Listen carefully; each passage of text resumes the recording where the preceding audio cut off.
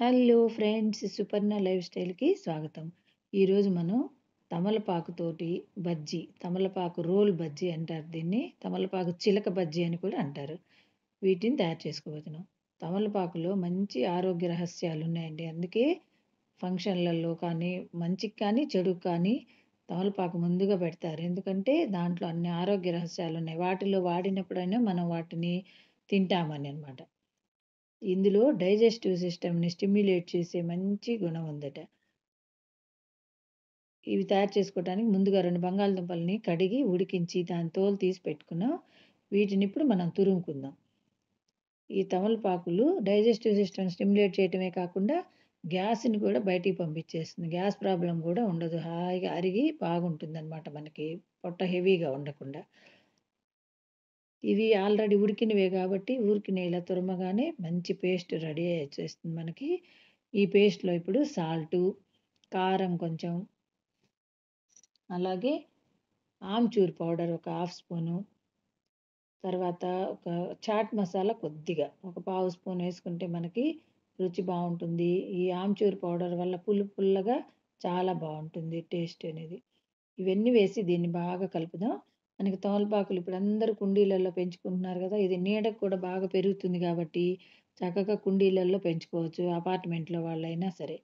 ఈ కుండీల్లో తమలపాకుని మనం కోసి, దీన్ని కడిగి తుడిచిన తర్వాత, మనం తయారు చేసుకున్న ఈ పేస్ట్‌ని దీని మీద స్ప్రెడ్ చేద్దాం. ఇలా స్ప్రెడ్ చేసేసి, దీన్ని మనం చుట్టుకుంటాం ఇలా రోల్ చేసేస్తాం అనమాట. ఈ స్టఫింగ్ అంతా లోపల ఉండిపోయి చక్కగా రోల్స్ రెడీ అయిపోయినాయి. అన్నీ తమలపాకుల్లో ఇలాగ పెట్టి రెడీ చేసి పక్కన పెట్టుకున్న తర్వాత, మనం ఇప్పుడు ఒక బౌల్ తీసుకొని దాంట్లో ఒక కప్పు శనగపిండి తీసుకుందాం. ఒక కప్పు శనగపిండి పోసేసుకొని ఇందులో మనం ఉప్పు, కారం కొంచెం, అలాగే ఇందులో కొద్దిగా వాము గూడా వేసుకుంటాం. మనకు శనగపిండి అనగానే వాము వేయటం అలవాటు గదా! వేయకపోయినా బావుంటుంది తమలపాకు టేస్ట్‌కి. కానీ కొంచెం కొద్దిగా వేసేసుకొని, తర్వాత మనం ఇది కొద్దిగా పొంగాలి అన్నా, గ్యాస్ ప్రాబ్లమ్ లేకుండా ఉండాలన్నా కొంచెం ఈనో ఏసుకుందాం. ఈనో వల్ల బాగా పొంగుతుంది. గ్యాస్ ప్రాబ్లమ్ ఉండకుండా ఉంటుంది. దీన్ని మనం ఈ మజ్జిగ చిలికే దాంతోటి బాగా కలిపామంటే ఈనో బాగా కలిసిపోతుంది పిండిలో. ఇప్పుడు వాటర్ తోటి దీన్ని బాగా జారుగా మనం మామూలు బజ్జీ పిండి కలుపుకుంటాం గదా! అరటికాయ బజ్జీ వాటికి ఎలా కలుపుకుంటామో అలా కలిపేసుకోవాలి. అలా కలుపుకున్న తర్వాత మనకి రోల్స్ రెడీగా ఉన్నాయి గదా! ఆయిలు బాగా వేడెక్కిన తర్వాత సిమ్‌లో పెట్టేసేయాలి. లేదంటే మనం ఇవి వేయగానే మాడిపోతాయి. సిమ్‌లో ఉన్నప్పుడే ఎసేయాలి వీటిని. ఇలా రోల్స్ అన్నిటిని ముంచి ఇందులో వేసుకుందాం. ఆల్రెడీ స్టఫింగ్ ఉడికే ఉంటుంది కాబట్టి పైన ఊరికే ఈ శనగపిండి వేగటానికే మనకు కొద్దిగా ఒక 5 నిమిషాలు పడుతుంది.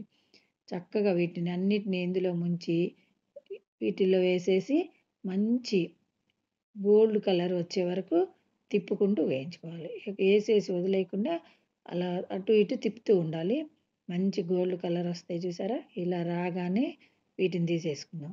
ఇవి హెవీగా ఉండవు కాబట్టి మనం ఎన్నైనా తినొచ్చు. మనం ఇందులో వేసిన ఇంగ్రీడియెంట్స్ కూడా అన్నీ మంచి వేసాం కాబట్టి తమలపాకు మనకి గ్యాస్ ప్రాబ్లమ్ రాకుండా ఇవి చూస్తుంది కాబట్టి ఎన్నైనా ఎనీ టైమ్ తినొచ్చు వీటిని. తప్పకుండా ట్రై చేస్తారుగా?